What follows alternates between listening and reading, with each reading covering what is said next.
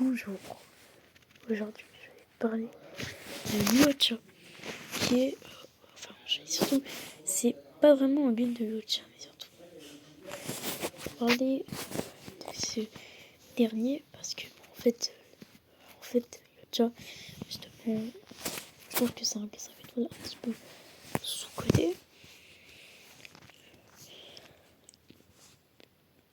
quand même, et que souvent les personnes qui te critiquent, soit ils ont jamais comparé avec les personnages qu'ils considèrent comme meilleurs. Quand je parle de comparaison, ce serait par exemple de faire une MOC avec par exemple un autre système 5 étoiles temporaire que le Ocha, mettre le Ocha dans le deuxième team, et la team qui fait plus de dégâts, enfin qui arrive qui clear plus rapidement par exemple les MOC, c'est-à-dire que c'est tel leader qui est mieux. Et aussi potentiellement voir si quelle team a la meilleure survivabilité. En soi, c'est un petit peu ça quoi. Ouais. Après, c'est vrai que tu peux comprendre que pas tout le monde peut se permettre d'avoir ces 5 étoiles temporaires. Moi, j'en ai que un seul, c'est Lyocha, mais je l'ai un par contre. Et c'est vrai que je vais peut-être un peu montrer après. Je vais un peu le jouer. Disons que c'est pas très free-to-play friendly, surtout que la E1 Lyocha, crois-moi qu'elle est vraiment OP. Moi, en Lyocha, j'ai de l'expérience avec lui en E0, vu qu'avant la 2.1, j'avais un Lyocha E0. Et j'ai jamais eu son code signature, bien évidemment. Qui est intéressant, mais il n'y a pas assez de recharge, c'est ça le problème. C'est qu'il n'y a pas assez de recharge. Et justement, le code de Natacha est mieux. Après, j'ai pas forcément un code ultra accessible, vu que le code de Natacha que j'ai, il est S5. Donc c'est pas facile d'avoir un code de Natacha S5. C'est même le code 4 étoiles que j'ai le plus eu sur le jeu. Tellement je les drop. Mais vraiment, c'est... Voilà, c'est un petit peu le luck. Mais... Bon. Je vais expliquer rapidement le kit de Yocha et pourquoi souvent beaucoup le critiquent. Et je vais aussi parler du cas de sa E1 qui est vraiment assez spécial. Et peut-être même un peu de son code signature, mais surtout de la E1. Donc on va faire ça. Je vais faire une petite technique comme ça.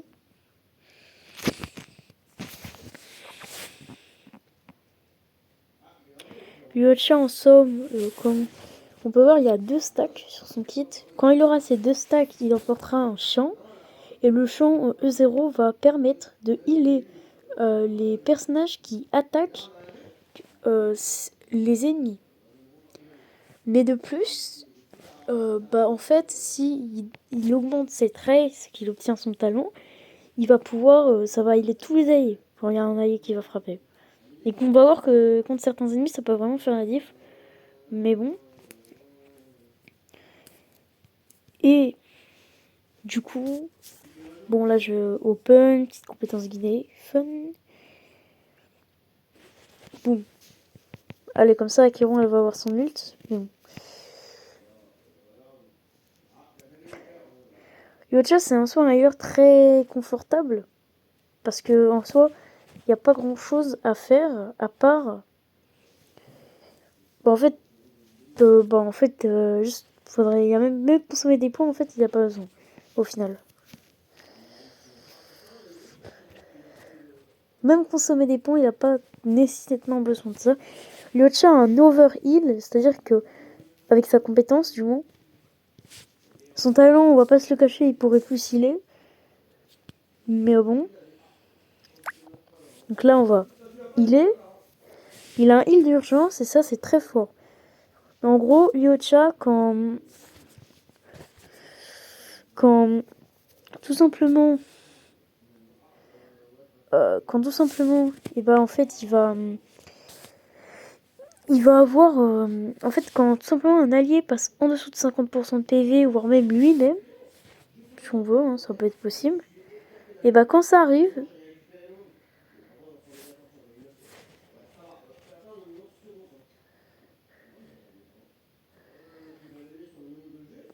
et du coup, il va instantanément healer. Ce passif peut se déclencher tous les 2 tours. Et encore une fois, il a un heal d'urgence, donc c'est très fort. Parce qu'il a à la fois le champ qui a un heal d'urgence, et à la fois, du coup, c'est Il a à la fois, du coup, comme on dit, le champ canal urgent. Quand on frappe, direct heal.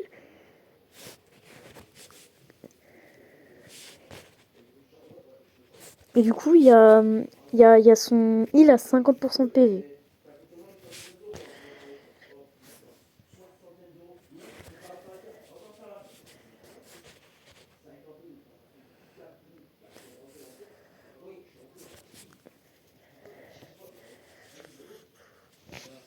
En gros, ça fait de lui un healer très, très, très passe-partout.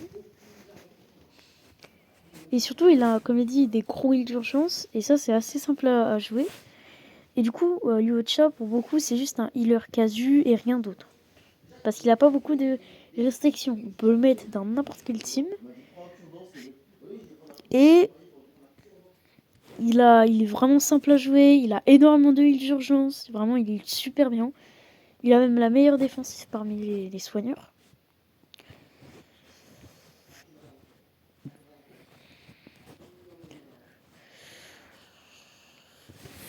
Mais justement, le problème de Yuocha, c'est qu'il a beau avoir un heal d'urgence, consommer 0 points de compétence. Bref, être simple à jouer. Et en plus, on peut lui mettre n'importe quel cône, il fonctionnera. Il a un gros point faible, c'est pour ça que beaucoup de critiquent.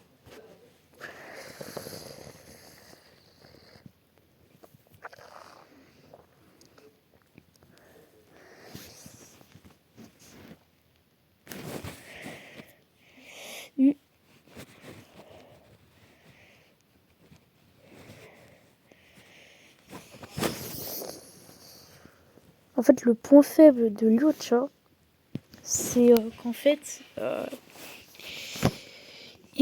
peut lui, comme il dit, il est très casu. Mais le problème, c'est que du coup, il apporte quoi comme plus à part la défensive en E0. Sans son code signature, c'est simple, il apporte juste une suppression de malus. Et on va pas se le cacher, c'est nul. Supprimer des malus en AOE quand on a Fuxwan qui va nous immuniser encore plus au contrôle, nous augmenter les PV et en plus de ça, pouvoir augmenter le taux critique des alliés, que t'as WoW qui augmente la recharge d'énergie et l'attaque, que t'as Aventurine qui permet d'augmenter les dégâts critiques des personnages qui frapperont l'ennemi qui sont débuffés par son ultime et en plus qui fait des dégâts aberrants, et bah forcément Gotcha parmi le pouce beau monde il est pas très utile, c'est vrai, mais c'est quand même prendre un sustain très free-to-play friendly, alors que Fox One ou même Aventurine c'est beaucoup moins free-to-play friendly. Voilà, peut-être pas Aventurine mais Fox One si par contre, parce que bah Fox One en fait Fox One si on n'a pas son cause on est dans la merde. Mais du coup, c'est un healer très très très free-to-play, très passe-partout. Et quand même, à noter que c'est le healer avec la meilleure défensive, l'un des meilleurs sustains en termes défensifs. Et en plus, il est plus polyvalent que n'importe quel sustain 5 étoiles temporaires. Parce que Fox One, elle peut pas aller dans les teams Dot ou dans les teams Blade ou dans les teams Jingyu. Tandis que le Cha, lui, il fonctionne parfaitement avec ça. Ou WoW, bah, elle peut pas aller en général dans les teams où juste les personnages consomment beaucoup trop de points. Beaucoup trop de points. Et Aventurine, en général, il est dans sa niche ratio, topaz, etc. Quoi. Sinon, il marche pas trop. On va pas se le cacher. Je trouve qu'il est vraiment. Et en plus, tout comme Fox One, il peut pas aller dans les teams non critiques, donc les teams Dot ou les teams Blade, ou encore une fois, Jingyu. Go, faut oublier avec beaucoup de personnages. Hein. Maintenant, avant Yuocha, en deuxième partie, on pouvait le mettre, etc. Mais après, il y a eu WoW. Du coup, il a une énorme concurrence. Et pour beaucoup, WoW est meilleur quand même. Parce que régénération d'énergie et augmente l'attaque. Sauf que WoW, elle consomme beaucoup de points, ce qui fait que dans une team dot, bah, si on n'a pas l'AE1 de WoW, je crois que de ce qu'on m'a dit, c'est pas forcément un buff à la team dot. En ce qui concerne la team Jingyu, par contre, WoW, qu'on les E0 ou E1, c'est forcément un buff à la team dot parce que Jingyu, elle consomme pas de points de compétence, alors que Kafka, Black Swan, etc., ça consomme grave des points. Du coup.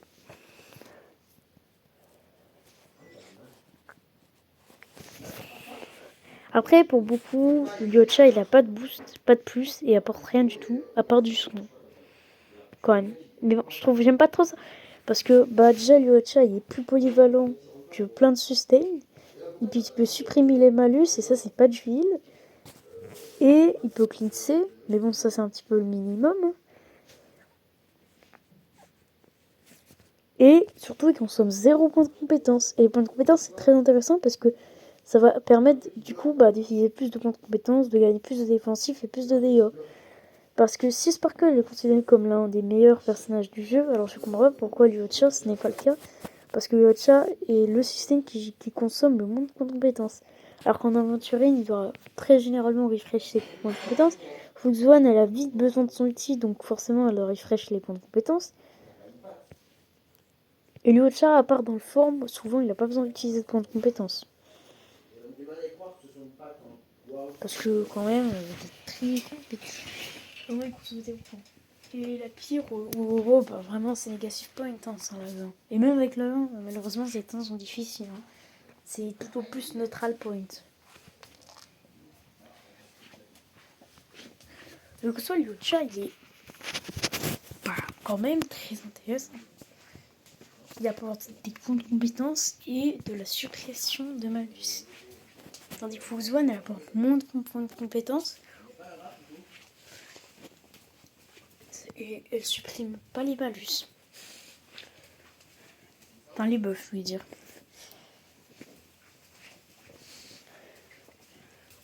Mais il augmente le TC, etc. Quand je vois le chat, je veux dire quand même qu'il apporte juste pas que du. Il apporte du cleanse, de la suppression de malus et énormément de points de compétences.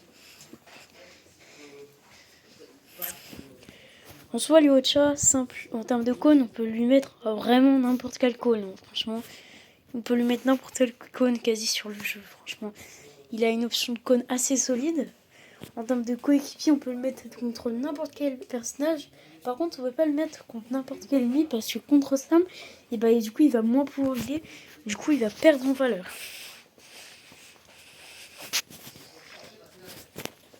Vraiment, il est très polyvalent. On peut le mettre sur n'importe quel personnage.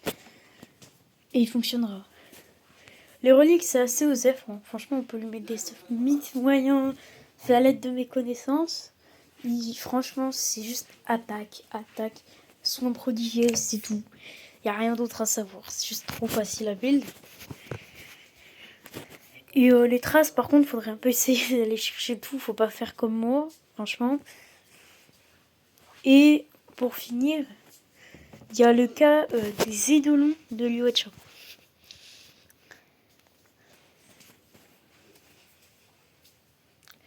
Lyocha, comme le dit, son point négatif, c'est qu'il apporte pas de boost. Car oui, il supprime les malus, oui, il donne des points de compétence, enfin il en génère énormément, et oui, il cleanse. Donc ça, c'est un peu beaucoup de personnes qui peuvent faire ça. Mais le petit problème de Lyocha, c'est qu'il donne pas de boost. Et justement, ces édolons vont régler ce problème. Je vais commencer par la fameuse E1.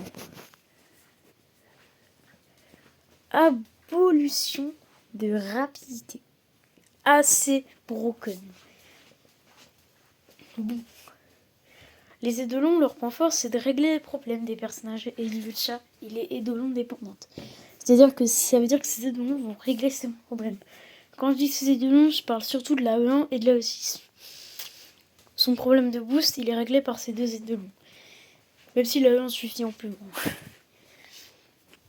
Mais bon, la E1 Lyocha va octroyer 20% d'attaque à tous les alliés. C'est broken. Un Lyocha E1 face à tous les autres succès temporaires E0, il est, je dirais, le plus fort, ou à peu près au même niveau que, en fait, même au-dessus qu'un aventurier, je dirais.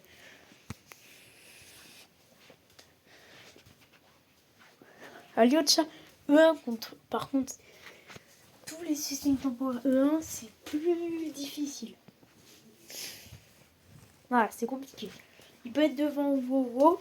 Dans certaines situations, ça peut dépendre.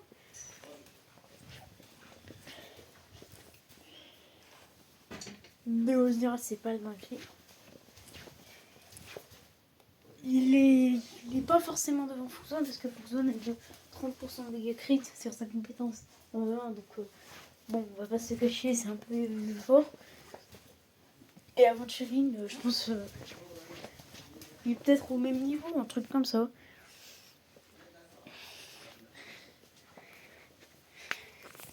Mais grosso merdo, la E1, elle règle les problèmes. Elle règle le gros point négatif. C'est pour ça que ça, c'est le point faible du Hatcha, c'est qu'il est un peu de l'indépendante. Parce que sans ça, il règle pas forcément ses problèmes. Il y a aussi le cône signature de l'Hatcha, qui peut régler ce problème, mais moins efficacement. Parce que si on a le 1, on garde le cône, car étoile qu'on peut mettre. Alors que si on met son putain de cône signature, et ben on perd quelque chose. La E1 le cône signature, que du cercueil, va lui permettre d'augmenter son attaque. Je générais beaucoup d'énergie pour chaque cible touchée. Et jusqu'à 3. Et de pouvoir octroyer de la vitesse. Alors pour moi c'est nul parce que augmenter de 12 la vitesse, surtout avec tous les supports qu'on a, je dirais que de nos jours la vitesse ça sert beaucoup moins qu'avant. Donc déjà ça c'est pas forcément très utile. Ensuite l'augmentation d'attaque de 24%, ça c'est très utile par contre. Ça aide pas mal au but. Et la génération d'énergie c'est bien, mais regardez-moi ça.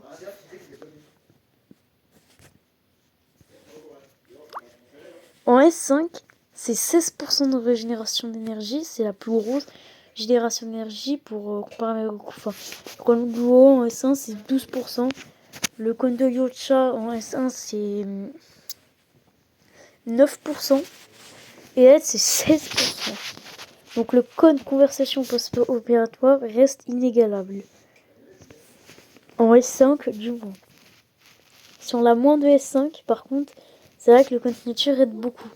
C'est pour ça que la 1 reste meilleure au final parce que juste le cône signature c'est franchement boost vitesse, ça sert pas à grand chose. Au final c'est mieux un boost attaque. Surtout qu'il est trop faible boost vitesse. La régénération d'énergie, il est trop faible, Le boost par contre, l'augmentation d'attaque elle est cool, mais tout le reste c'est insuffisant. Et même pas très utile pour la vitesse, on va plus se le cacher.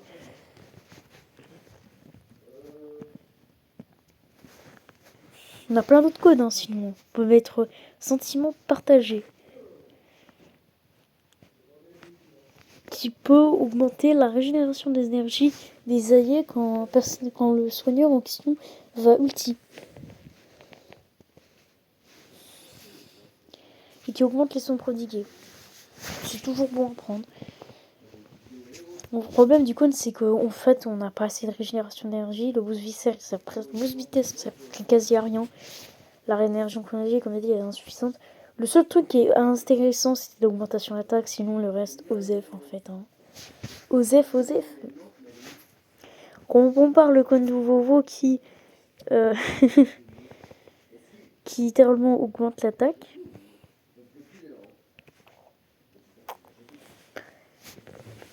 Faible certes, mais quand même c'est très cool le boost attaque.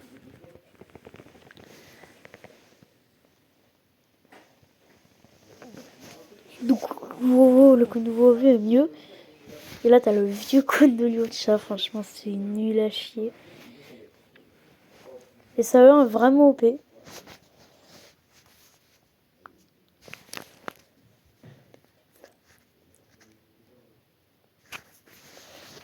Maintenant, l'apport de la 20, par exemple, dans une team Acheron, qui est fun là, elle va être broken avec la 20 Lyocha. Pour la simple raison que c'est un doteur. Donc la 1 Lyocha, ça le rend, je pense, broken pour Extreme Dot, déjà. Donc ça c'est très fort. Ensuite, la 1 Lyocha, elle va augmenter son attaque. Enfin, l'attaque des alliés. Qu'est-ce qui va se passer?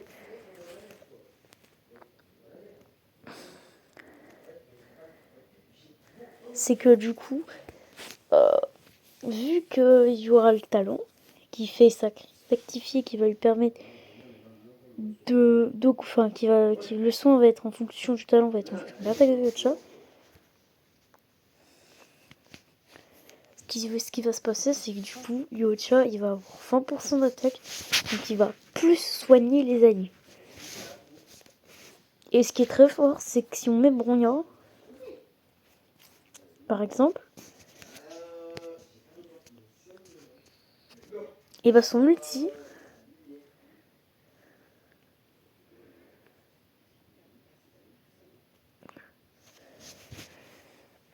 du coup son ulti va augmenter l'attaque des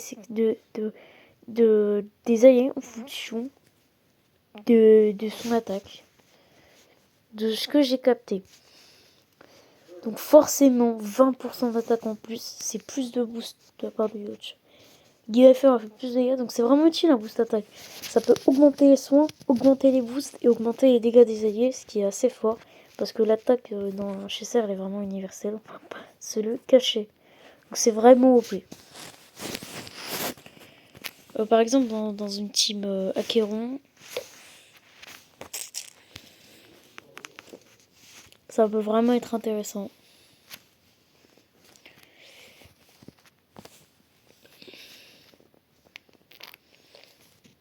Alors je vais essayer de trouver un ennemi. Bim, bim. Alors je trouve pas. Les STP. STP. Ok, il y a ça. C'est trop fort Acheron, franchement. Oh merde, j'ai tué l'ennemi, c'est vrai que je suis loupé. Mais voilà, en fait, c'est dans une team Jinju. D'ailleurs, ça peut être très spéciaux.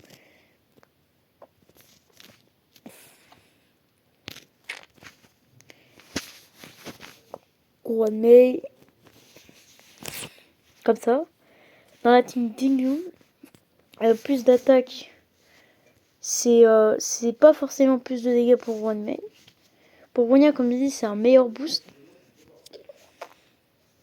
Pour les Outchers, c'est de meilleurs soins. Pour Jingu, c'est de l'overcap, par contre. Parce que Jingu, elle a déjà énormément d'attaque avec son talent, donc je pense que ça va suivre. Par contre, c'est de l'overcap. Mais quand même, un boost attaque, je trouve ça intéressant parce que ça peut changer les builds. Par exemple, on peut se permettre de mettre une botte vitesse plutôt qu'une botte attaque dans tous les cas, en fait. Et du coup, je trouve ça quand même très intéressant de booster l'attaque. Après, le petit bémol, c'est que ça reste quand même, ça reste juste, ça reste de l'attaque, hein. Donc on peut vite se faire overcapper, mais quand même, ça reste très intéressant.